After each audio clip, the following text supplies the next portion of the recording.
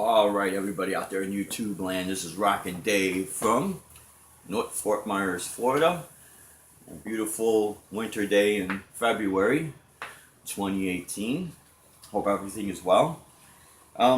Recently, I've been seeing videos of people bashing Gibson guitars, and although there's some truth to what's been going on, they are in debt. They might have to file bankruptcy, maybe. I don't know. Hopefully they can get bought out. Some of the quality's gone down.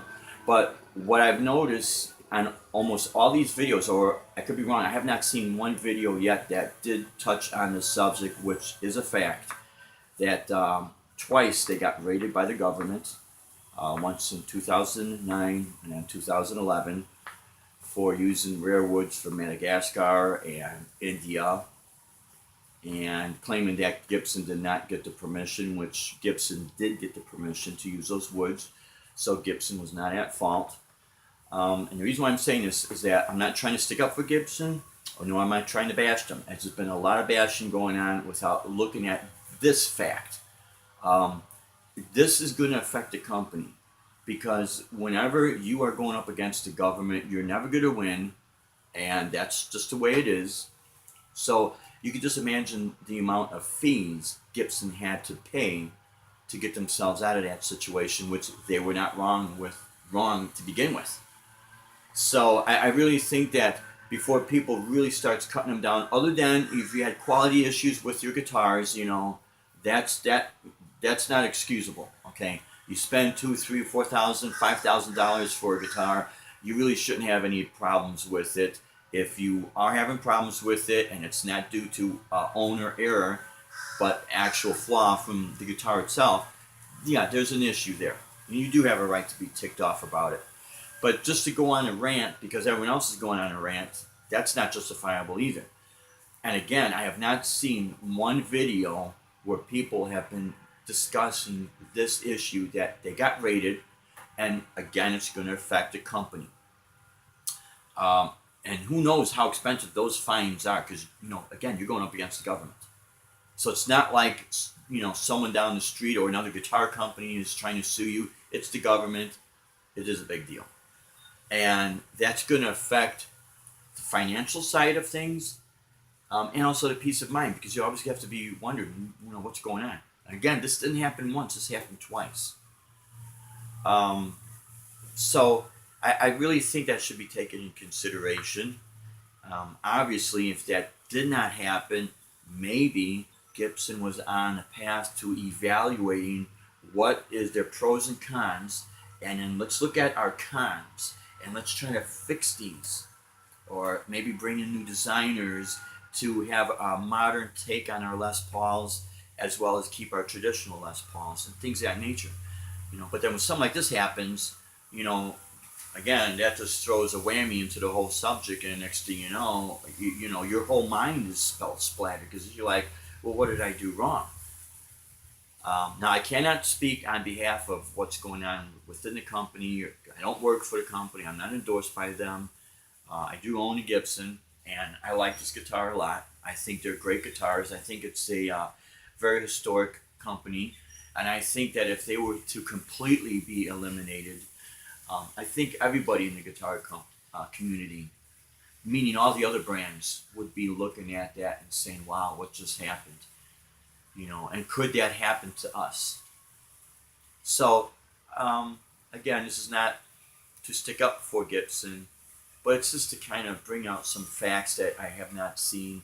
And just imagine if you were in that situation. Again, we all make mistakes. We're all human. You look at those mistakes and you correct them. You do own up to them. So if that's not going on at Gibson, they need to do that. But let's not entirely bash them because they didn't go to NAMM 2018. I kind of think they did a smart move there, because they're focusing on other areas to help rebuild the company. And as much as I love NAMM, and I see the importance of NAMM selling your product into a company, to other stores in volume. I also see where you could sell it to the consumer as well, because in this day and age where we live in the electronic age where people are buying offline, other than going to NAM and seeing all the stars there, that wow factor, tell you what, it wears off real quick. And when it comes down to meeting stars and will they help your career, you got to help yourself. You pay your own bills. I pay my bills. None of those stars are paying my bills. I pay my bills. Actually, who really helps pay my bills is the people that come out to my shows, the people that buy my CDs, the people that tip me, the people that hire me for whether it's a wedding or corporate event. Those are the people that have been helping me, and God bless them, and I love them to death. And I just want to make mention of that just because didn't go to NAM, it's not the end of the world. Although I do know that this could be the end of Gibson if someone doesn't come in. I don't think they'll go away, but it's like it's teetering right on that bridge right there where they could either fall or have someone come and help them out. But it would be a tragic loss because of the history. And there's not one guitar manufacturer that has not drawn some sort of inspiration from the Gibson company. Yeah, they made improvements on their product versus the Gibson. I understand that, and I'll agree to that. But they have drawn their influence from this company, and you really cannot deny that. So I hope this doesn't hurt anybody's feelings who did buy a guitar from Gibson that happens to be like really nothing but flaws, and they spent all this money, and you do have a right to be ticked. But at the same time, don't just go on a bashing spree because you see everyone else going on a bashing spree. Kind of look at the facts before you just bash a company, because that could be you. You could be a company in the same situation and trying to reevaluate yourself, trying to regroup, trying to get your funds together, look at where did I go wrong, do I need to fix this, do I need to fix that. We don't work at Gibson, and we don't know what goes on behind closed doors. And you know what? Only those people that do will have a right to say something, because they're the ones that directly deal with the CEO and everything else. Us consumers, that we have nothing to do with Gibson other than buying their product, all we could really complain about is if we have a flaw, and that's justifiable. So I hope this doesn't, again, offend anybody. Just take this in consideration.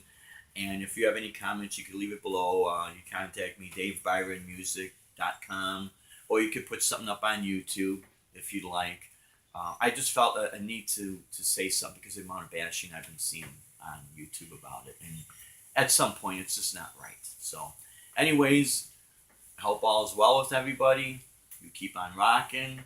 Again, this is Rockin' Dave from North Fort Myers, Florida. Take care and God bless. See you later.